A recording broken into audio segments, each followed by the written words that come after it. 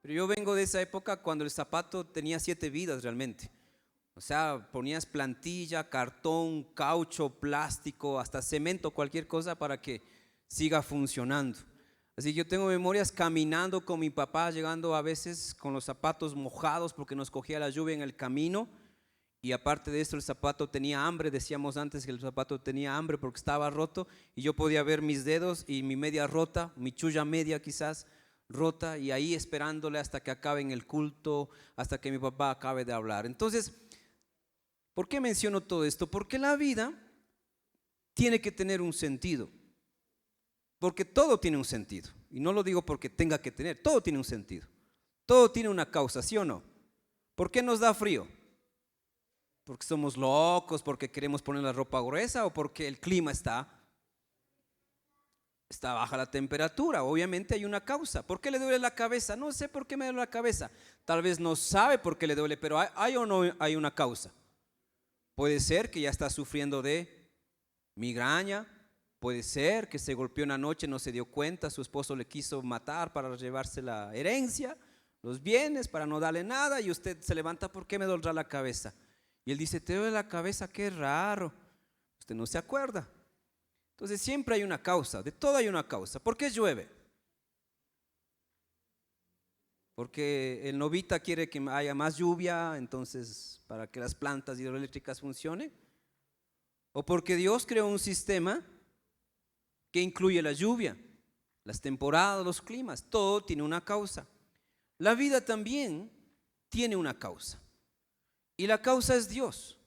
Y el propósito que hemos venido hablando estos últimos 2 meses, tanto de ser adoradores como ser siervos, va de la mano con el tema que viene, que del mes, que es ser mayordomos, que ya no usamos esa palabra, pero que la entendemos.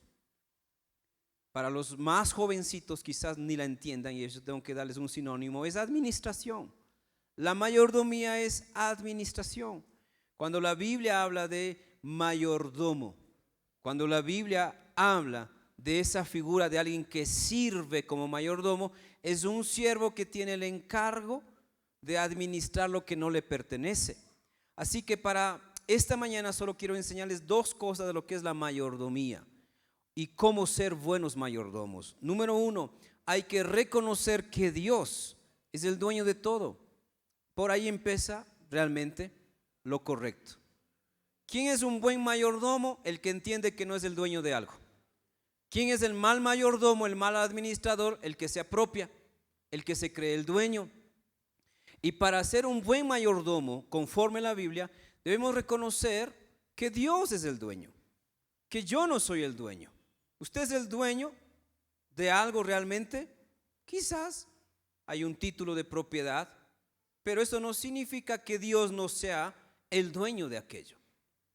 Pero el que duda de esto, o el que no entiende esto, va a vivir círculos en la vida cristiana inclusive, que va a estar dando vueltas en el desierto, porque no entiende que no es el dueño.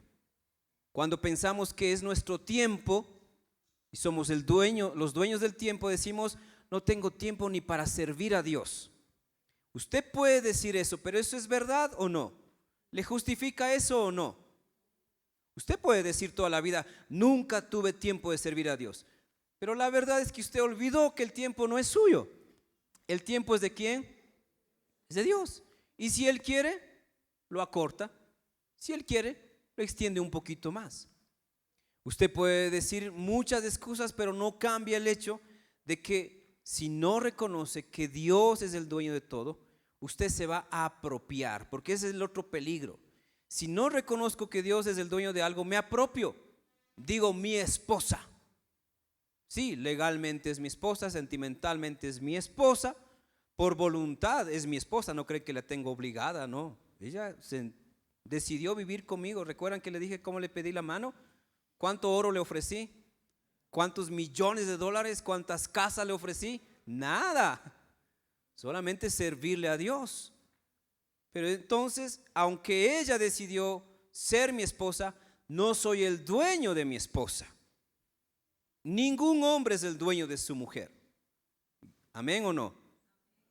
O suena mejor decir, todos los hombres somos dueños de nuestras esposas. Da ganas de decir amén a algunos, como que no somos dueños. Así vivamos 20, 40 años, no son nuestras empleadas. ¿O sí son nuestras empleadas, Julito? Como con miedo, dice Julito, como que no somos dueños de nada. Y la Biblia lo dice muchas veces. El primer versículo de la Biblia, ¿cuál es? Si usted no sabe ese primer versículo, ya arrepiéntase, cámbiese de iglesia donde le enseñen mejor. Génesis, ¿alguien le dijo por acá? Facilísimo. Génesis, si es el primero, 1:1. ¿Qué dice Génesis 1:1? Creo que ya está en la pantalla, ¿no, mija? Ya demasiado el que no lee, ya. En el principio, yo puse en la NBI si no estoy mal, o NTV hoy día, creó Dios los cielos y la tierra. Empieza la Biblia diciendo que hubo un principio y quien estuvo en el principio es Dios. Y que Dios creó lo demás. Los científicos siguen luchando y seguirán luchando, se inventarán argumentos. Por 20 años nos dijeron que el Big Bang. Hay un nuevo telescopio, ¿no es cierto? Ustedes están al tanto, ¿no es cierto? También de esas noticias. Y está capturando imágenes hermosas, bellísimas, porque la tesis era que si el mundo fue creado y está como en una línea de expansión, entonces este gran telescopio, lo más avanzado en la tecnología que existe, va a mirar y a mostrarnos imágenes de un universo en proceso de construcción. Así que la tesis, ¿no?, era de que íbamos a encontrar imágenes medias feas de galaxias, de planetas todavía que están ahí formándose, un mundo inhóspito. Y sale este telescopio que está como 3 años, si no estoy mal, en la órbita, no sé a cuánta distancia ya está de nosotros, pero ha tomado capturas, fotos hermosas de lo que no imaginábamos encontrarnos. Entonces la teoría del Big Bang está, pero ya nos enseñaron, nos tomaron exámenes en la universidad. Teníamos que aprenderlo porque lo daban por hecho, por sentado. Y ahora, con toda esa belleza que se está mirando de un mundo que no está en proceso, sino que es más hermoso aún de lo que estamos nosotros viviendo, es como no. ¿Cómo puede ser que una explosión inicial crea algo tan hermoso, millones de años luz? Solo por citar algo, usted puede investigar más de esto si le interesa, pero la ciencia muchas veces se ha equivocado cuando trata de inventar un nuevo creador, de decir que no fue Dios, que venimos hace 40 años nos dijeron que veníamos de los monos, ¿no es cierto? Algunos tienen cara de mono, pero no significa que necesariamente vengamos del mono. Y algunos ya nos aceptamos como animales racionales. Alguna vez alguna persona aquí de la iglesia que yo predicaba esto, no sé, hace unos 12 años más fuertemente, se levantó alguna vez y me confrontó y me dijo: la psicología dice que nosotros sí somos animales pero racionales. Y entonces le dije: entonces está bien, quedemos en paz, usted es el animal, yo soy el hombre. Nos saludamos, buenos días animal, y a mí tráteme como hombre. Todavía no había lo de la autopercepción porque hubiese tenido más argumentos para ser más fuerte. Si usted se ve como animal, pues respeto que usted se vea como animal, pero yo no soy animal. La Biblia dice que Dios me creó. La Biblia dice que Dios lo creó todo. Así que la mayordomía empieza por reconocer quién es el dueño de todo. Y el que lo creó ¿se hace dueño o no? Él es el dueño. Parece que algunos se vieron como animales hasta ahora. Porque también hay quienes se ven como animales, se justifican, dicen: es que mi parte salvaje me sale cuando estoy enojado. No, ese se llama pecado original. El león es salvaje porque no tiene lo que nos fue dado a nosotros. Un alma consciente. Tiene alma, pero no tiene conciencia de lo bueno y de lo malo. El león caza porque tiene, pero acá los hombres matan o matamos, me iba a decir, no me voy a incluir en eso, matan por odio, por dinero, por negocio. aún teniendo conciencia de lo bueno y lo malo. Entonces, si hay seres humanos peores que los animales, sí, pero no necesariamente porque Dios nos creó así. Decidimos ser peor que los animales, es otra cosa. Pero no somos animales. Dice Salmos 24:1, la tierra es del Señor y todo lo que hay en ella es del Señor. El mundo y todos sus habitantes le pertenecen. Ese es otro salmos que deberíamos sabernos. Le llamo yo el título de propiedad de Dios. Cuando usted compra algo, paga, no sé, 10,000, 20,000, 100,000, lo que sea, ¿cómo se puede mostrar que usted es el dueño? Porque usted tiene un título de propiedad. Y estos versículos son parte de ese título de propiedad. Génesis 1:1, ahora Salmos 24:1, la tierra es del Señor. ¿Habrá alguna nación, por más poderosa que sea, que se declare como el dueño de la tierra? Rusia quiere ser dueño de mucho territorio. China, para los que favorecen a China, cuidado. China tiene una agenda de expansión no solo comercial.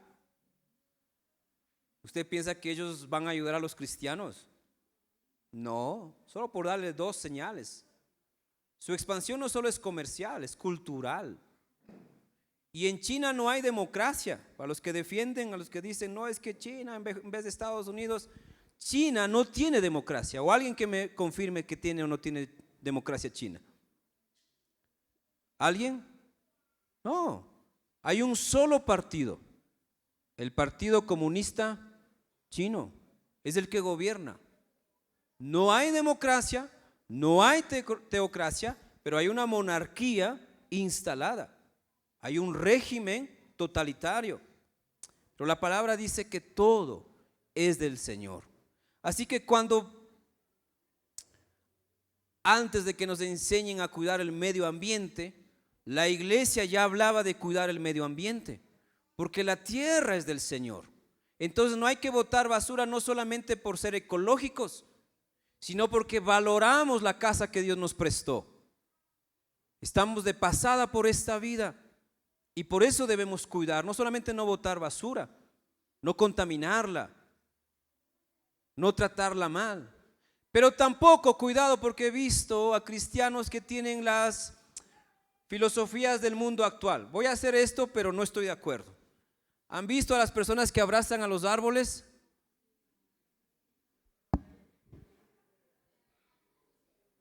Para recibir la paz, la energía, para recibir, ¿qué más dicen? El amor que no le da la esposa. Estamos muy de acuerdo en honrar la naturaleza, pero la naturaleza, como nosotros, también son seres creados, y la verdadera paz no viene de un árbol, viene de Jesucristo. Y eso de abrazar los árboles, en cierta manera, vamos a decir que tiene algo positivo. Primero, por primera vez algunos huelen lo que es un árbol, que nunca han olido un árbol. Para los que venimos del campo, que hemos crecido en bosques de eucalipto, de pino, de muchos tipos, hemos olido eso al menos cuando llueve y hay césped por ahí o plantitas, el olor de esta humedad es rico, ¿sí o no? Pero no vamos a endiosar la naturaleza. No es la Pachamama, no es la madre tierra, no es la madre naturaleza. También fue creada y está sujeta a Dios. Así que si alguien tiene esos misticismos, esas filosofías, sáquese de la cabeza. Del Señor es la tierra y su plenitud. Que nos hace bien la naturaleza, sí. ¿Alguien sabe por qué la naturaleza tiende a ser el color más predominante es verde? ¿Alguien sabe por qué? Miren que hasta los colores tienen su razón de ser.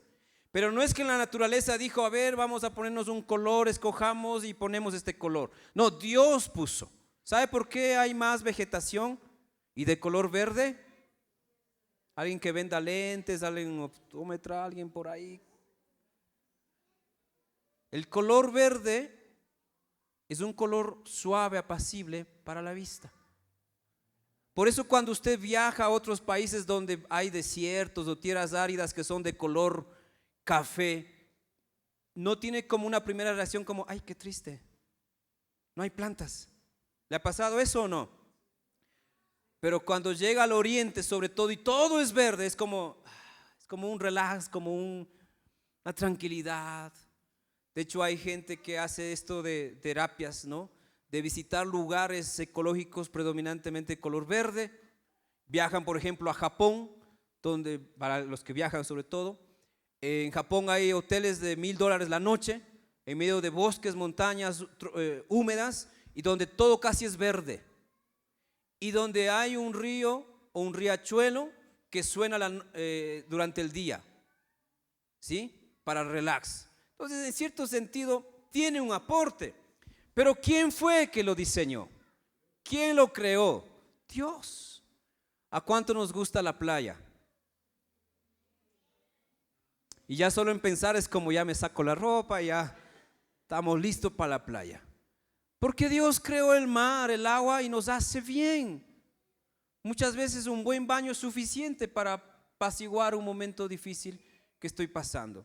Entonces sí valoramos la naturaleza, pero reconocemos que todo eso fue creado ¿por quién? Por Dios, para nuestro bien, claro que sí. Y por eso tenemos que cuidarlo. No solamente porque está de moda ser amigo del medio ambiente, sino porque sabemos quién lo creó.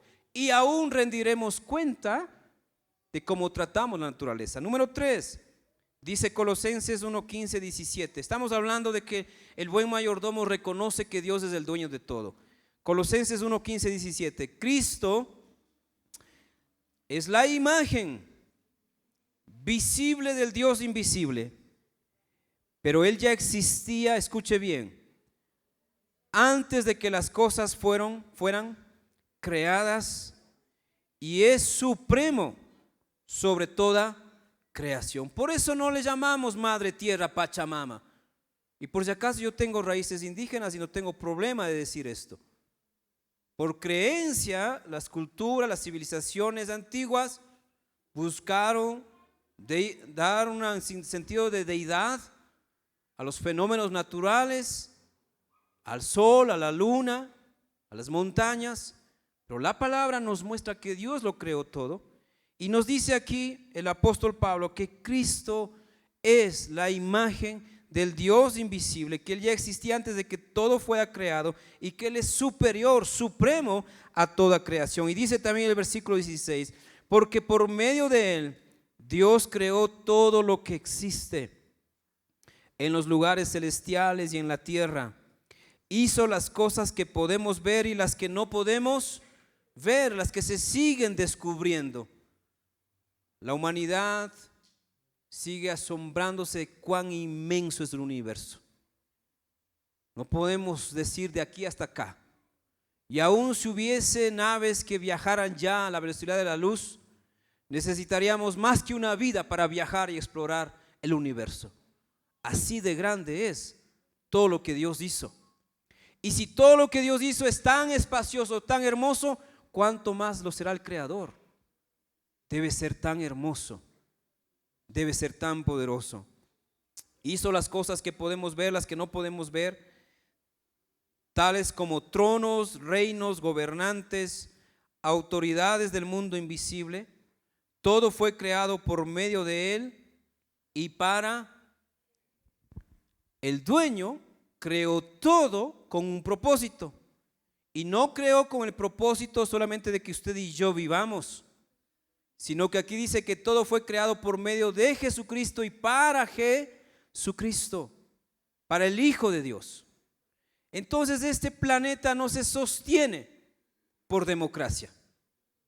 Este planeta se sostiene por teocracia, por el poder de Dios.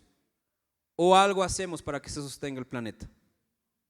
Alguien ora las noches, Señor, que la tierra siga en su ubicación correcta. Oro para que la gravedad, las fuerzas centrífugas y las que sean sostengan la tierra. ¿Alguien ora por eso?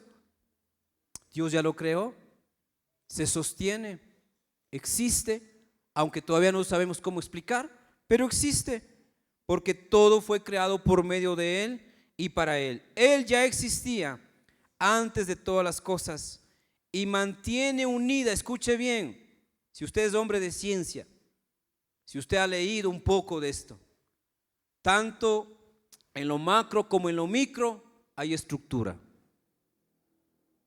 Cuando se pensaba que la célula era lo más pequeño que se podía llegar a descubrir, o el átomo lo más pequeño, sucede que el átomo también puede ser divisible. Y que dentro del átomo hay partículas. Y que dentro de las partículas hay subpartículas. Y que dentro de las subpartículas hay vacíos inclusive. Pero que en esos vacíos no todo es vacío. Y así seguimos descubriendo una infinidad de maravillas dentro del mundo. Todo fue creado por medio de Él, para Él. Él ya existía y Él mantiene unida toda la creación.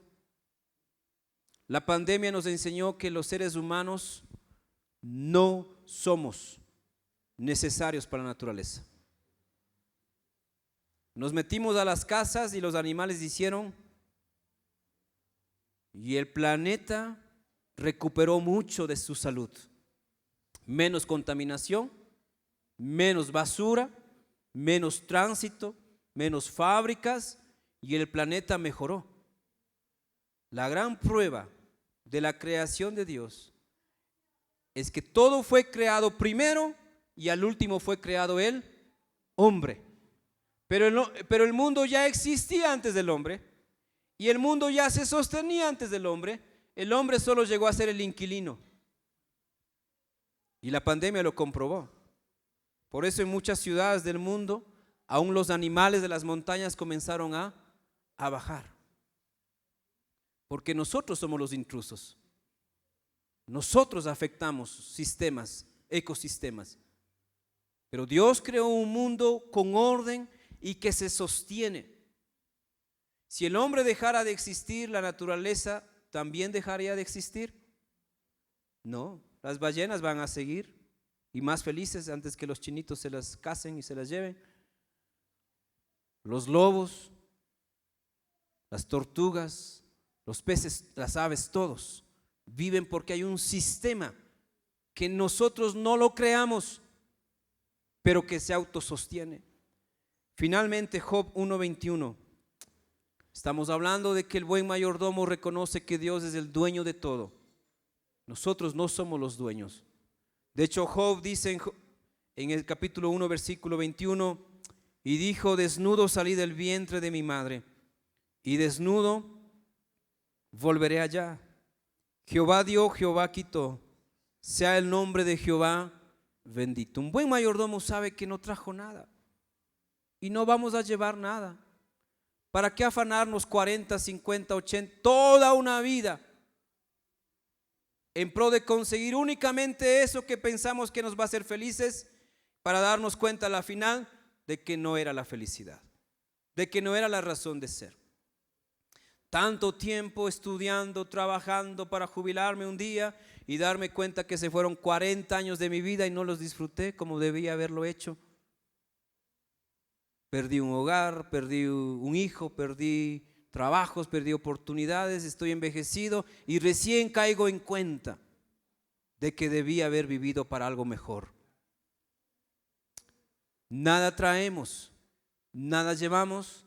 Tampoco significa ser irresponsables, solo estamos diciendo que no somos los dueños.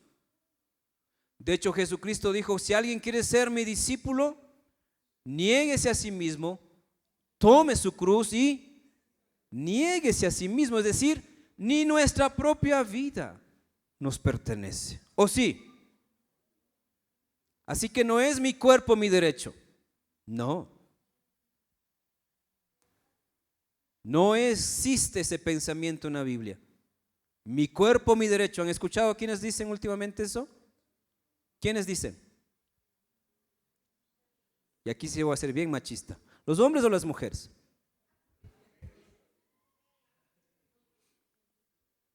¿Con el pretexto de qué? Mi vida y nadie se meta.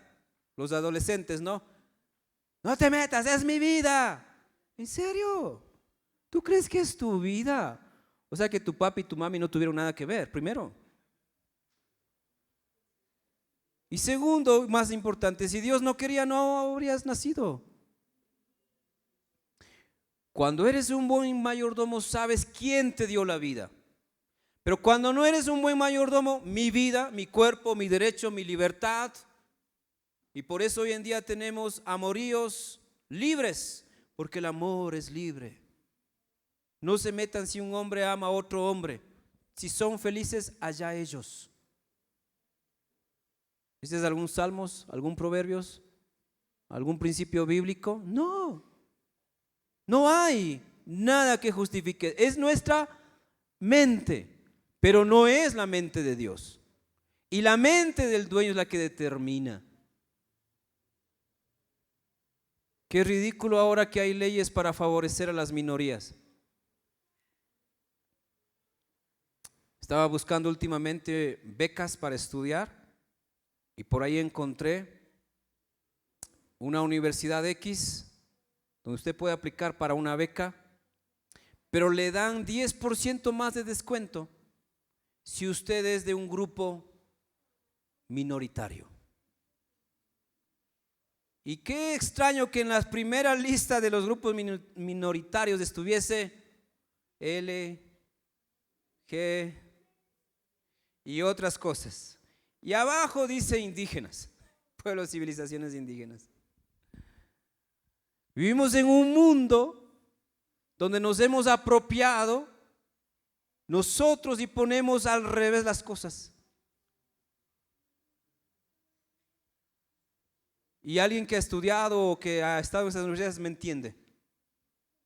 Aun cuando hay cupos para 100 y hay empates, quizás lo que va a definir en la puntuación es si pertenece a un grupo minoritario. A ustedes no les graban, pero a mí sí. Alguien levante la mano que sepa algo de esto, que ha vivido, ha escuchado o le ha pasado.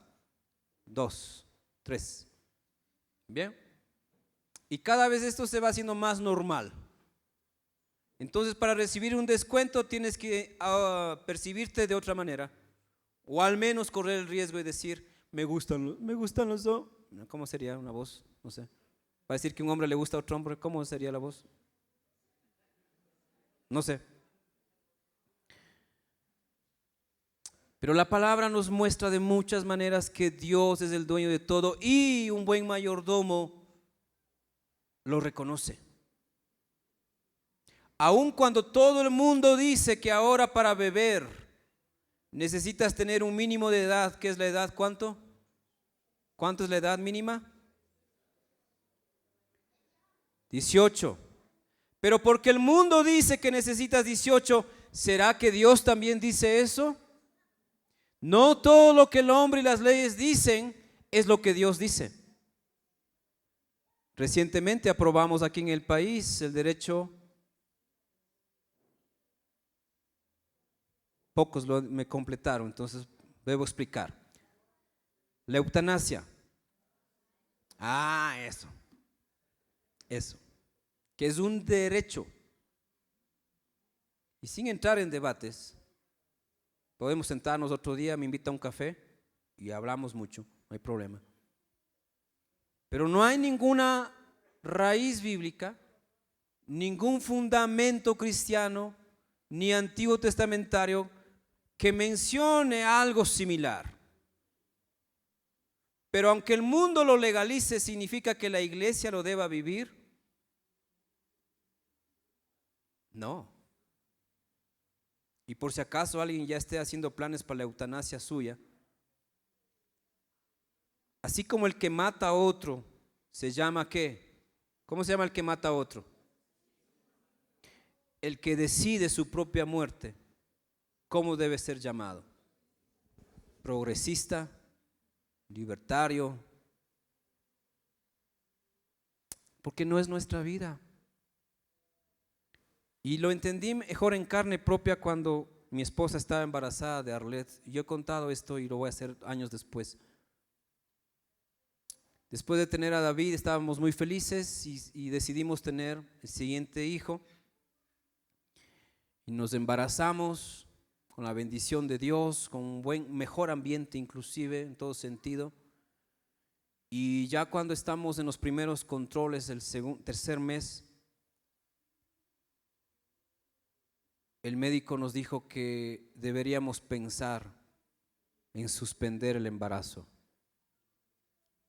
porque la criatura no se estaba formando bien.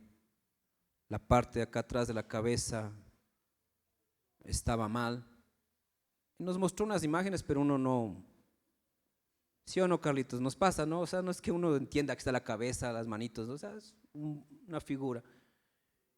Y dice, lo mínimo que va a pasar es que sea un bebé con capacidades especiales, síndrome de Down, un retraso cerebral, o lo peor, que realmente dejen avanzar el embarazo y luego cuando ya esté más grande el producto, porque así lo llaman, tengan que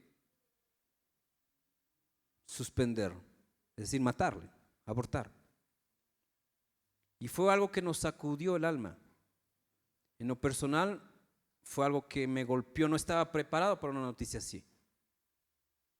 Tenía fe, pero no estaba listo para una noticia así.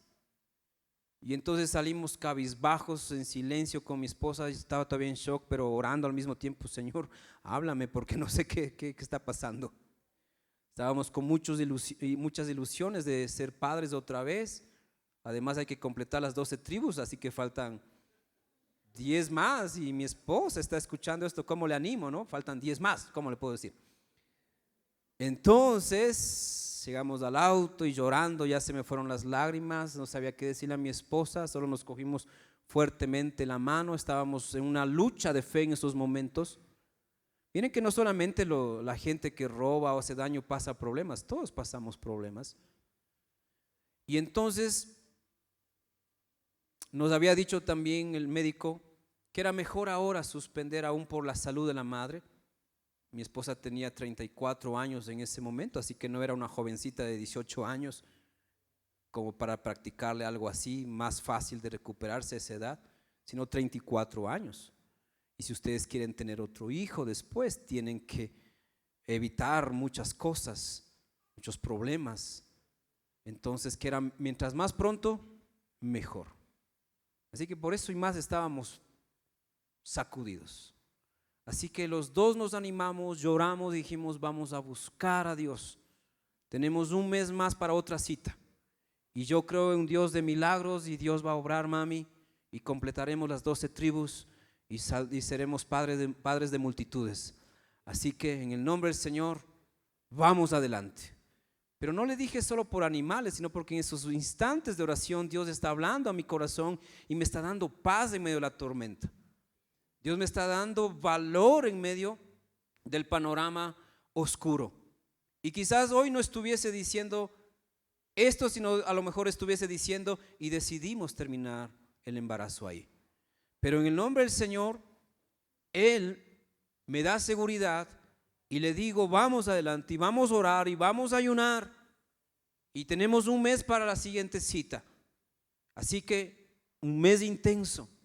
No sé si usted ha vivido un mes intenso, no solo de lágrimas, sino de oración, de ayuno, de palabra. Y jamás vine acá a la iglesia a decirles, hermanos, hoy me siento mal porque el doctor le dijo a mi esposa que a lo mejor, que bla, bla, bla, disculpen, no puedo predicar, es que predique Franklin, predique Julito, yo estoy mal. Jamás. ¿Tenía temor humano?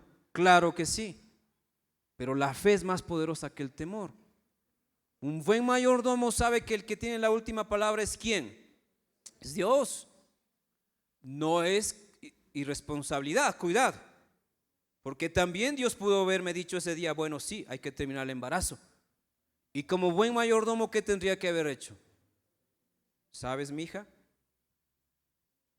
Quedará como un buen recuerdo este segundo, pero te daré 11 más. Y la vida seguirá adelante. No fue el caso. Y tuvimos que pasar por el valle de sombra, por el valle de muerte, porque al siguiente mes el bebé, el producto sigue mal y está peor, porque ahí entendí mejor. Tenía que irse separando esta parte de la cabeza de su nuca y de su espalda. Tenía que ir dándose los tejidos cerebrales. Tenía que evitarse la afectación de la vértebra, de la médula, perdón, para que pueda ser un niño normal, pero estaba mal. Y entonces salimos casi en knockout, pero de pie. Como Sylvester Stallone cuando hace Rocky, casi le matan los primeros rounds, pero no se rinde. Salimos así con los ojos hinchados. Un mes y nada.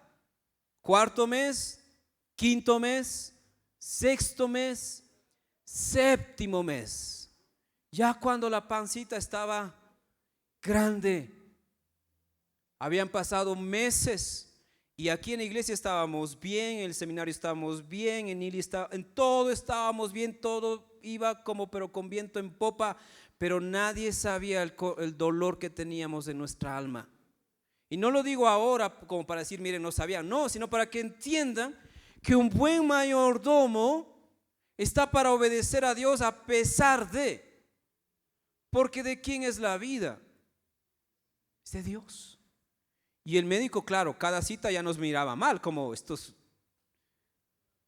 o sea, ya, o sea, córtele.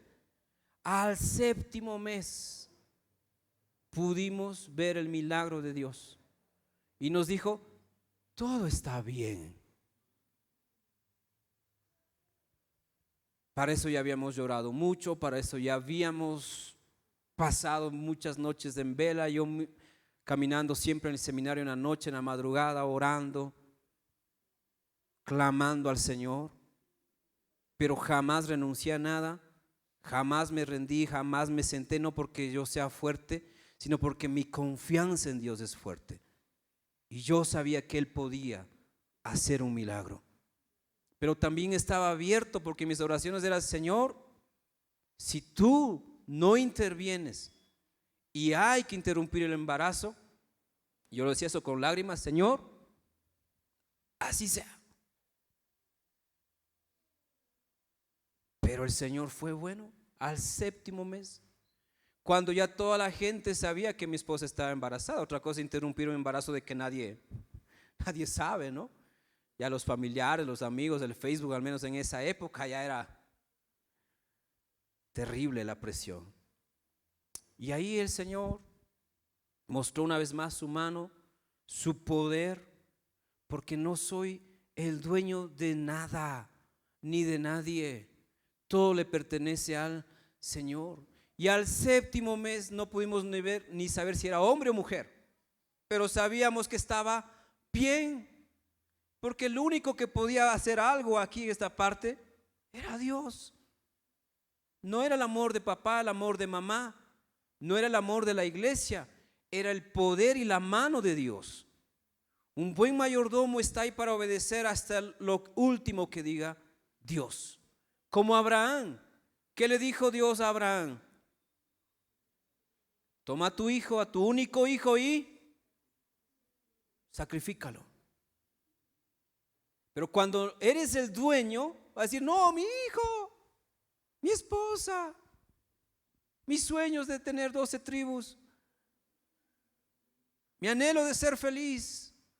Tú eres mayordomo. Y para colmo yo me empeoré. Había estado ya 2 años mal en esa época, enfermo físicamente. Entonces no estaba pasando mi mejor momento físico, pero en el corazón, en el alma había mucha fuerza. Mi colon no estaba bien. Hablábamos de cáncer en esa época. Y de llegar a saber si es un cáncer maligno, en qué nivel, y si yo voy a necesitar terapia o qué cosa. Entonces no era un ambiente íntimo en la familia muy bueno. Era pensar en dinero también, era pensar en la iglesia, era pensar en el cambio de vida. Así que había mucha presión por todo lado. Pero Dios es el dueño ¿de qué? ¿De qué es dueño el Señor? ¿Solo de una parte o de todo? De todo. Así que al Señor que le servimos en una de sus oraciones le dijimos al Señor, la oración de Ezequías, Señor, acuérdate cómo te he servido. ¿Ha leído Ezequías? Cuando el profeta Isaías llegó y le dijo, prepárate porque vas a morir. ¿Cuál fue la reacción de Ezequías? Lloró puso su rostro hacia una pared y oró. Porque la reacción humana es justificable. Lloras, gritas, te botas al piso, te da como un golpe. Pero lo tercero es lo más importante. Ezequías oró. Así que en medio del dolor, ora. Cuando hay una mala noticia, ora. Cuando algo no entiendas, ora. Cuando algo es más grande que tú, ora. Porque Ezequías le acaba de decir el profeta Isaías, no cualquier profeta, Isaías, prepárate porque vas a morir. ¿Qué significaba eso? Se acabó su vida. Y Ezequías llora, pero en su oración, y le invito a que lea Isaías 38, en su oración, él dice: Señor, acuérdate cómo te he servido. Y sabe que tenía razón Ezequías. Por eso, porque uno puede decir muchas palabras bonitas a Dios, acuérdate cómo te he servido, cómo he hecho, pero Dios sopesa las palabras y las acciones, Él sabe si es cierto o no. Y Ezequías había botado todos los ídolos, había arreglado otra vez el templo, había tomado otra vez a los levitas para que vengan a la casa de Dios, a los sacerdotes, para que haya otra vez reuniones, había hecho un avivamiento. Entonces su historial estaba bueno. La Biblia lo dice, no había otro rey como Ezequías. Y Ezequías ora eso, le dice al Señor: acuérdate. Y después viene otra vez el profeta Isaías y le dice otro mensaje: he oído tu oración y he visto tus lágrimas. Hay un sermón en YouTube, se llama Lágrimas de Fe, puedes revisarlo porque ahí yo hablo mucho de eso. El Señor le dice: he visto tus lágrimas, te añado 15 años más. Pasó de verse a punto de morir a tener 15 años más. ¿Quién puede extender la vida? Dios. Así que cuando el Señor me escuchaba en mis oraciones, en algunas yo les dije: Señor, acuérdate, desde mi niñez. No es sacarle en cara a Dios, porque aun si lo hubiese hecho, Él no se va a convencer por mis palabras.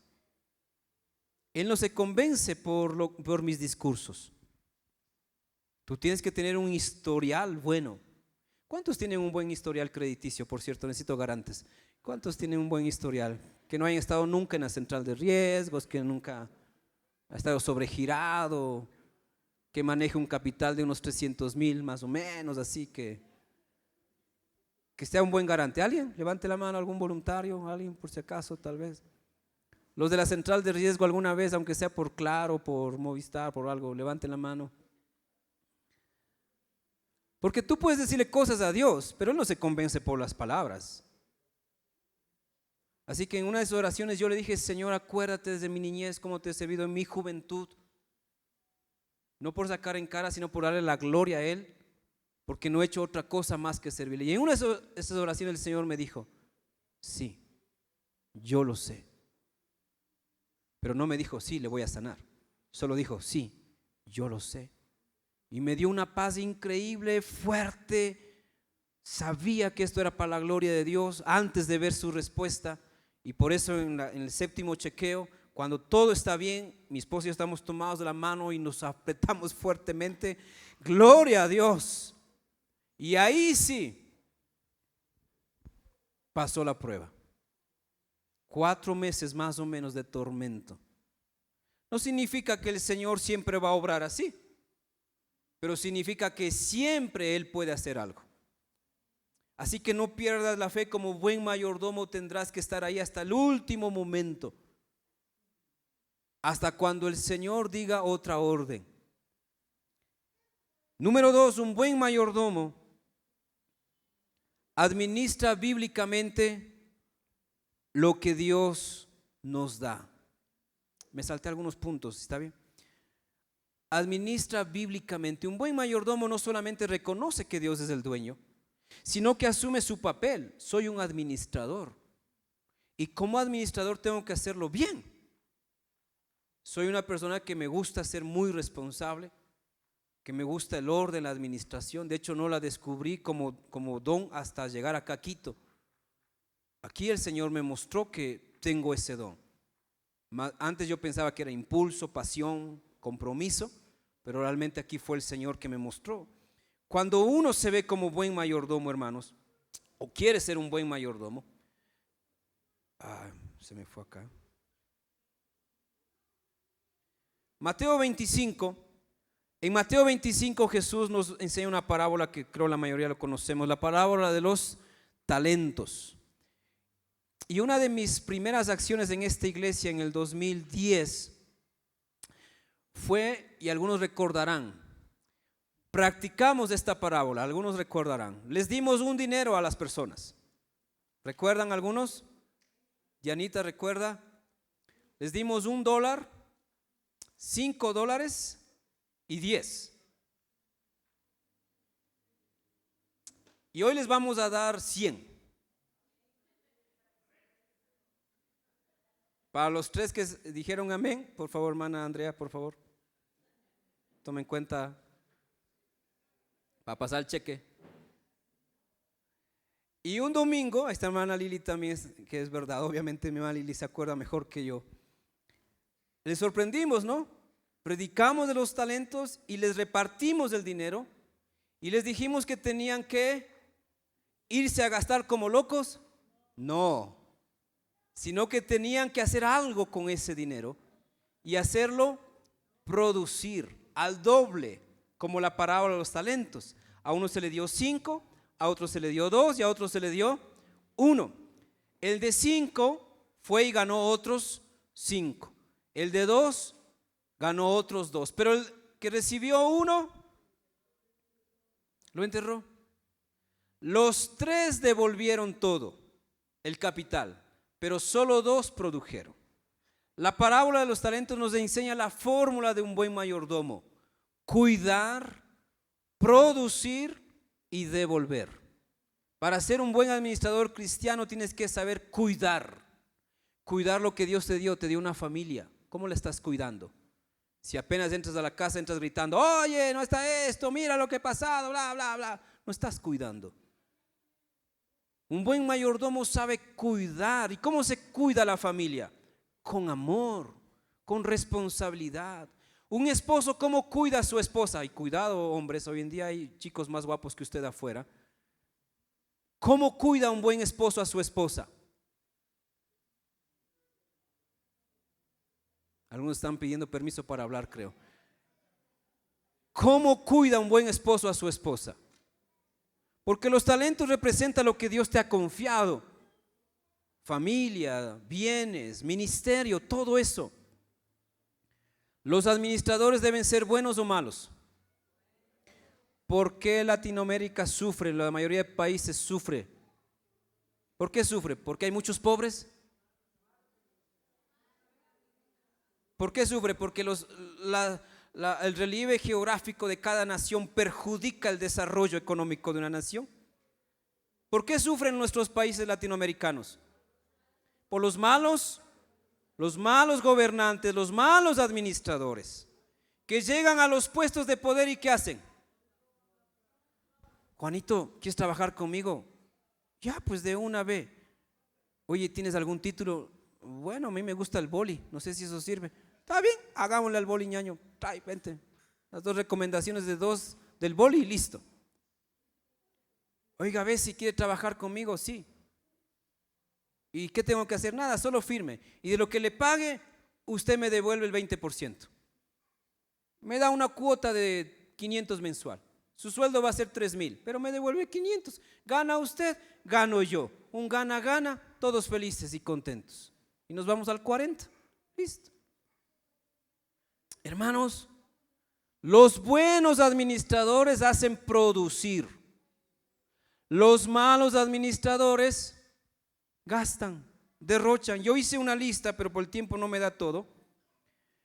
Si usted y yo vivimos 70 años, algunos de aquí han pasado 70, pero los que vamos atrás todavía, habremos vivido o viviremos 25,550 días. Para llegar a 70 años, 25.550 días. Y si por cada día vivido se necesitaron $10 para la comida, para el estudio, lo que sea, habrá pasado en nuestra vida, se habrá invertido $255.500, $250,000. Pero aquí no, algunos no, se ve que no tienen un presupuesto de 10 diarios, se ve que tienen presupuesto de 50 diarios, de 20 diarios, el doble ya, $500,000 en 70 años. Pero algunos es más que eso, más el trabajo, más las herencias, es mucho más que eso. El Señor, como buen mayordomo, si tú te pones en las manos de Dios, Él te va a enseñar a valorar todo. Para los que están ahorita buscando ganar más y tienen un capital, ¿en qué es mejor ahora invertir? ¿En un negocio o en una póliza?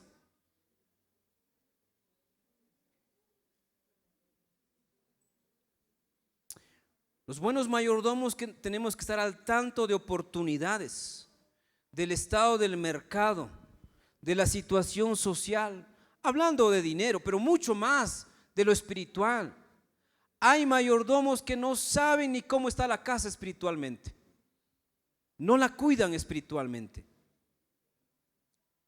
Pero tienes 3 hijos, 5 hijos, y te conformaste con darle la educación. La educación hace todo al ser humano, contribuye en toda la formación. De hecho, la educación ahora es la herramienta que más se usa aún para la tergiversación, la confusión. Hay países donde a los niños de pre-kinder les muestran las opciones de orientación sexual y les hacen disfrazarse, que escoja una de esas opciones para ver qué se siente. Y les preguntan después sus emociones. Y les dicen al hombre, al niñito que se vistió de mujer, le dice, ¿cómo te sentiste? Medio raro, pero sigues estando aquí, eres aceptado. Así que si algún día escoges eso, serás aceptado por la sociedad, serás aceptado por mí, serás aceptado por tus amigos. No pasa en todas las escuelas, pero ya hay países donde aún desde la infancia se roba la inocencia de nuestros hijos. Los buenos mayordomos tenemos que saber aún dónde ponemos a nuestros hijos. No solamente con quién se llevan, sino qué es lo que están recibiendo. Hay gente aquí que debería apagar el internet a las 10 de la noche y no dejar la señal abierta. Porque usted se va a dormir, pero su adolescente, su joven, ¿qué se queda haciendo? Tareas, mami. Y hay gente aquí que debería apagar el internet en la noche, hasta para que el vecino se quede sin señal. Ni se ha dado cuenta y le ha robado la clave a usted, le ha hackeado. Así que es bueno dormir con el router apagado. ¿Cuántos dicen amén? Y quizás no por los hijos, sino por el esposo, para que no le llame a la otra, pues pilas, le corta el wifi. Por muchas razones deberíamos consumir menos internet, al menos que sea para el trabajo o para una predicación, obviamente. ¿Qué más nos ha dado el Señor? La Organización Mundial de Salud en el año 1993 emprendió un movimiento para capacitar a las nuevas generaciones en 10 destrezas. Escuche, esto pasó en 1993, es decir, 31 años atrás. Hace 31 años se promovió el desarrollo de nuevas generaciones a nivel educativo, social, político, económico y aún religioso, para formar generaciones con 10 destrezas que les ayudarían a salir adelante. Número 1, autoconocimiento. 2, empatía. 3, comunicación asertiva. Pero antes de seguir leyendo, de los 10 vaya poniendo una X si se ha cumplido, o una X si no se ha cumplido y un visto si se ha cumplido, ¿ok? Autoconocimiento, es decir, tenemos ahora una generación que se autoconoce. Empatía, es decir, una generación que sabe identificarse con la situación del otro, ponerse en el lugar de otras personas. 3, comunicación asertiva, es decir, que no solamente sabe decir cosas, sino conectarse con la comunicación y entender la cosmovisión de otra persona. 4, relaciones interpersonales. 5, toma de decisiones. 6, solución de problemas y conflictos. 7, pensamiento creativo. 8, pensamiento crítico. 9, manejo de emociones y sentimientos. Y 10, manejo de tensiones y estrés. ¿Cuántos vistos puso usted? ¿Tenemos una sociedad así actualmente? No estuvo mal, por si acaso, fue un buen intento. Pero esto evidencia que hay mucho que la sociedad no sabe aprovechar. Si tuviéramos un joven con estas 10 características, un adulto con estas 10 características, estas 10 destrezas, ¿qué tipo de persona sería? Tomador de decisiones, por ejemplo. Solución de problemas y conflictos. No habría heridas abiertas por años, sino que enseguida se arreglaría el asunto. Pero hay gente que deja que quede la herida abierta por los siglos de los siglos. La mayordomía nos muestra que nosotros debemos saber cuidar y usar lo que Dios nos ha dado, porque yo seguiría dando una lista de tantas cosas que el ser humano desperdicia, pero que Dios nos ha dado y no salimos adelante también por eso. No solo porque hay malos gobernantes, sino porque nosotros no somos buenos mayordomos de lo que Dios nos ha dado. Y lo que Dios te ha dado no tiene precio. ¿Sabe cuántas ideas puede producir esta cabecita cada día? Hay gente que dice, no sé en qué trabajar, qué hacer, qué vender, no se me ocurre nada. Pero ¿sabe cuántas ideas puede producir esta cabeza al día? Algunos dicen que tomamos más de 20,000 decisiones cada día. Significa que esto puede producir mínimo 20,000 ideas. No estamos diciendo que las 20,000 ideas son buenas, pero ¿ha explorado las 20,000 ideas? Y la gente se rinde porque presenta una carpeta o 100 carpetas y no sale nada, pero ¿ha pensado el resto de 19,900 otras ideas o opciones? Un grupo de sociólogos investigó con la intención de saber cuántas capacidades o habilidades podría tener el ser humano. No se ha determinado cuántas. Y no terminaron, iban por 500 y no terminaron. Habilidades físicas, habilidades sociales, habilidades laborales, habilidades tecnológicas, una serie de categorías. Y no terminaron, porque se dieron cuenta que la fórmula del ser humano es combinar todo eso. No todos somos buenos en todo, pero tenemos ciertas cosas en lo que somos buenos. Y a eso debemos apuntarle. Entonces, en esa investigación lo único que hicieron fue catalogar. El ser humano es capaz de tener en 5 categorías múltiples habilidades. Miren, múltiples. Capacidad analítica, capacidad psicológica, capacidad social, capacidad física, número 4. Y 5, capacidad reflexiva.